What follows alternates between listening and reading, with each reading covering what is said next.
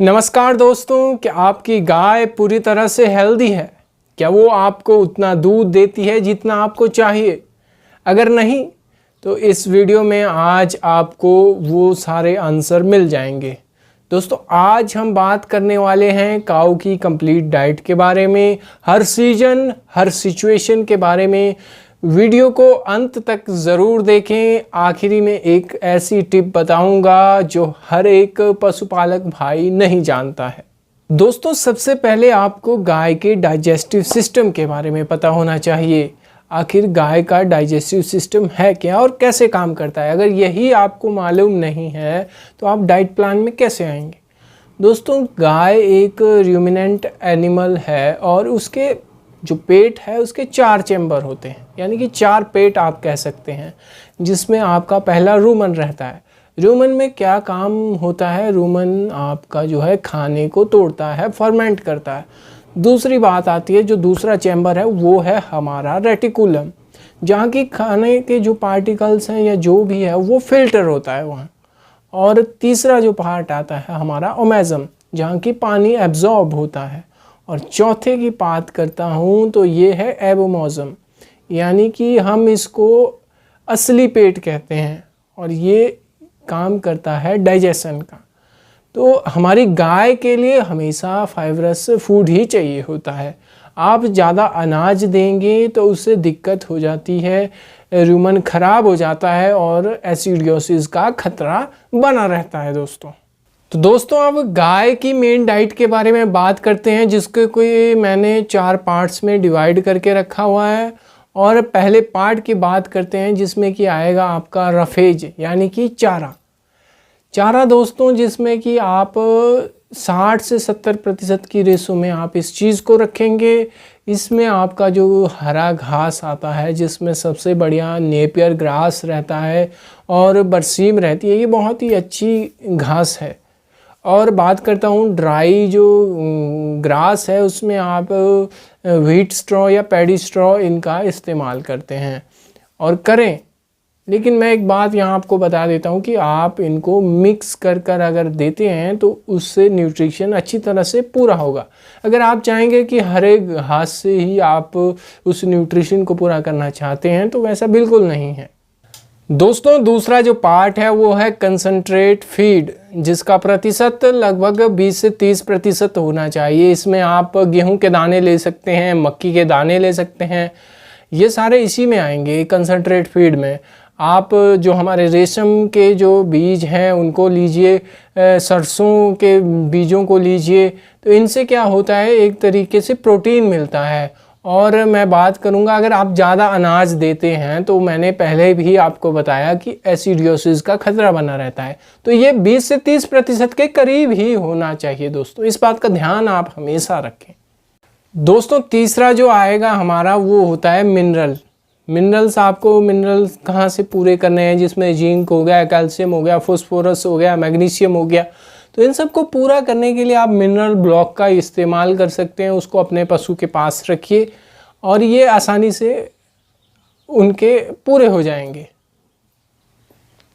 दोस्तों, जो अब आखिरी चौथा पार्ट इसका बता रहा हूँ, जो मेन डाइट है, उसमें आता है पानी। हाँ दोस्तों, यही तो सबसे ज़्यादा आप इग्नोर करते हैं। हमारी जो डेयरी काऊ है उसका डेली का जो पानी का नीड है, ज़रूरत है, वो लगभग 50 से 80 लीटर है। तो आप कोशिश करें कि वो उतना पानी पी ले। और हमेशा मैं चाहूँगा कि आप फ्रेश वाटर का ही, साफ़ पानी का इस्तेमाल करें, क्योंकि रुका हुआ पानी बीमारियों का घर होता है। दोस्तों, अब हम बात करेंगे कि मौसम के हिसाब से आपको किस तरीके से डाइट प्लान करनी है। गर्मी के मौसम की बात करूं, आजकल गर्मी का मौसम है, तो आपको क्या करना है कि जो सुबह और शाम का समय होता है, जब ठंडी पड़ती है, उस समय आपको उनकी जो खाने की रूटीन है उसको कन्वर्ट कर देना है। मतलब उस समय आपको ज़्यादा खाना खिलवाना है उनको। और जो आपका पानी का जो एवरेज रहेगा वो लगभग 80 लीटर तक आप पानी अपने गाय को दें। और बात करूँगा कि उसको छाया में आप रखें या फ़ैन की व्यवस्था कर दें अगर होता है। और मैं चाहूँगा कि डायरेक्ट धूप से आप उसे बचाएं, क्योंकि अगर डायरेक्ट धूप पड़ती है तो उससे जो है दूध में असर पड़ जाता है या सूख जाता है, ये मैं कहूँगा। दोस्तों अब बात आ जाती है सर्दी की। तो सर्दी में आपको गुनगुना पानी ही यूज़ करना है। ठंडे पानी से क्या होता है कि ये जो हमारा दूध है ये कम हो जाता है। और दूसरा आपको ये काम करना है कि थोड़ी अनाज देनी है एनर्जी के लिए, ज़्यादा नहीं देनी है, थोड़ी सी ही अनाज आप दें ताकि एनर्जी मिलती रहे। और जो बंद एरिया है कवर्ड शेड में आप अपने गाय को रखें ताकि उसको हवा ना लगे।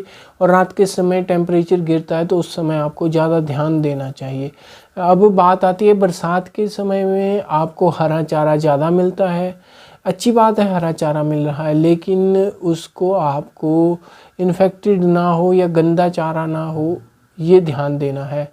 अगर फंगस वाला चारा है तो आप बिल्कुल भी अपने पशु को ना दें। साफ़ पानी हो, क्योंकि बरसात के समय में इन्फेक्शन का ख़तरा ज़्यादा रहता है। और उनके जो आपकी गाय है उसके खुरों को आप चेक करें, क्योंकि नमी वाला समय होता है और इसमें फुट रूट जो बीमारी हो जाती है इसके होने के ज़्यादा चांसेस इन्फेक्शन से ही होते हैं। तो ये सारी बातें आप सीजनली ध्यान दें।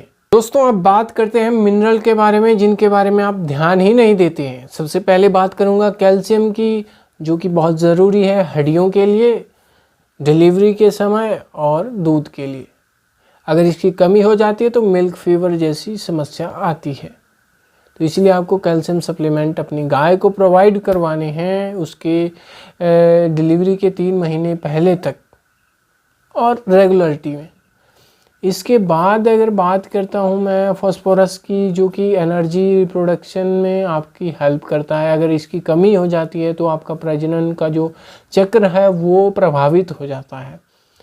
इसके बाद सीधे हम निकलते हैं अपने मैग्नीशियम की तरफ। तो नर्वस सिस्टम के लिए बहुत ज़रूरी है। इसके बाद बात करता हूँ जिंक की, जो हमारे स्किन, हूव्स और इम्यूनिटी के लिए बहुत हेल्प करता है। उसके बाद हमारा सॉल्ट रहता है, नमक रहता है, जिसको देना आप बहुत ज़रूरी समझें। मिनरल ब्लॉक का आप इस्तेमाल कर सकते हैं, जो कि सबसे बेहतरीन तरीका है। दोस्तों अब बात करते हैं जो हमारी प्रेग्नेंट काऊ है उसकी डाइट नॉर्मल काऊ से अलग होती है। जो पहले के शुरुआती के जो 6 महीने हैं उस समय गाय की डाइट आप नॉर्मल रखें और उसको साफ़ खाना आप प्रोवाइड करवाएं और कैल्शियम देना शुरू कर दें। कैल्शियम जो सप्लीमेंट हैं आप उसको स्टार्ट कर दें देना। फिर आखिरी के जो 2 महीने होते हैं वो बहुत ही क्रिटिकल समय है, एक ध्यान देने योग्य समय है। इस समय आपको 20% एनर्जी फीड जो है वो बढ़ा देनी है और आपको क्या करना है कि कैल्शियम सप्लीमेंट्स और वो भी आपको कंटिन्यूटी में देने हैं। इसके बाद आपको एक बात का ध्यान रखना है कि जो डिलीवरी का जो साइन है वो आपको चेक करते रहने हैं कि किस समय आपकी जो गाय की है वो डिलीवरी होने वाली है। अब जब डिलीवरी हो चुकी है तो उस समय के बाद जब आपको क्या करना है, उसके बाद आपको नॉर्मल डाइट पे धीरे धीरे आना है। आप दाल का जो है पानी यूज़ कर सकते हैं, गुनगुना पानी आप उसको दें। शुरू में 2-3 दिन तक आप उसको लाइट खाना प्रोवाइड करवाएं, उसके बाद धीरे धीरे आप नॉर्मल डाइट पे आ जाएं। अगर आपको लग रहा है कि कैल्शियम की कमी है तो आप ड्रिप लगवा सकते हैं मिल्क फीवर से बचने के लिए। अब बात करते हैं कि आप डाइट में गलतियां कौन कौन सी कर देते हैं। सबसे पहली गलती आप करते हैं कि सूखा ही चारा दे देते हैं। आपको ये नहीं करना है, आपको हरा चारा भी देना है। अगर सूखा चारा देते हैं तो न्यूट्रिशन पूरा नहीं होता है और गाय का दूध भी कम हो जाता है।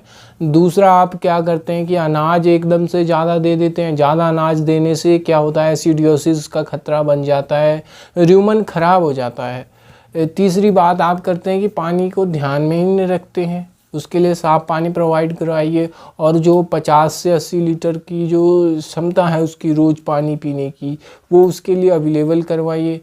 उसके बाद मैं बात करूँगा आप मिनरल जो हमारे सप्लीमेंट हैं उनकी भी आप बिल्कुल ध्यान नहीं देते हैं। आप एक नमक की जो मैं बात करता हूँ, एक मिनरल ब्लॉक, वो आप ज़रूर अपने पशु के लिए लाएं। तो ये तमाम आप गलतियां जो है कॉमन डाइट प्लान में करते हैं। और एक और मैं आपको बात बता दूं कि एकदम से आप उस अपनी गाय की जो है डाइट चेंज कर देते हैं, उस तरीके से भी कभी आप ज़्यादा दे रहे हैं, कभी आप कम दे रहे हैं, तो उससे भी बहुत ज़्यादा इफ़ेक्ट पड़ जाता है आपके जानवर में। अब मैं उन देसी नुस्खों के ऊपर आता हूँ जिनका प्रॉमिस मैंने स्टार्टिंग में किया था। सबसे पहले मैं बात करता हूँ मेथी की। 50 ग्राम मेथी अगर आप दूध के साथ मिलाकर अपनी गाय को दे रहे हैं तो ये इन्फेक्शन से बचाता है, उसमें हेल्प करता है इन्फेक्शन से। आपको आपकी गाय को लड़ने के लिए ये शक्ति प्रदान करता है और इम्यूनिटी स्ट्रॉन्ग करता है। आप अजवाइन अगर 100 ग्राम अजवाइन लेते हैं तो वो ब्लोटिंग के लिए बहुत अच्छी है, गैस के लिए और डाइजेस्टिव सिस्टम के लिए बहुत ही अच्छी है। तो आप इसको भी अपनी डाइट में ज़रूर ये आप लें। और इसके बाद मैं बात करता हूँ आपके जो सरसों का तेल है। अगर आप 100 ml सरसों का तेल अपनी गाय को पिला देते हैं तो इससे भी स्किन प्रॉब्लम से आपको निजात मिल जाती है। अगर आप नीम के पत्ते यूज़ करते हैं तो ये नेचुरल डिवॉर्मर का काम करते हैं, तो कीड़े मारने की ये बहुत ही अच्छी दवा है जो नेचुरली दवा है।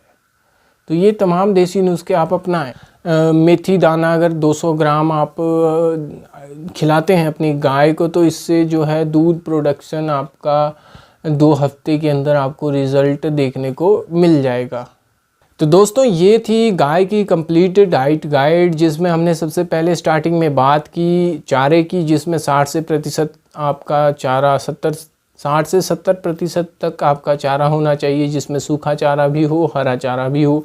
उसके बाद हमने बात की कंसंट्रेट की, 20 से 30% कंसंट्रेट आपकी डाइट में होना चाहिए। उसके बाद मिनरल्स की बात की हमने। उसके बाद हमने सीजनली आपको डाइट कैसे प्लान करनी है वो भी बात की। उसके बाद हमने प्रेग्नेंट काऊ के बारे में बात की कि उसकी डाइट को आपको कैसे मेंटेन करना है। फिर कुछ देसी नुस्खे मैंने आपको बताए।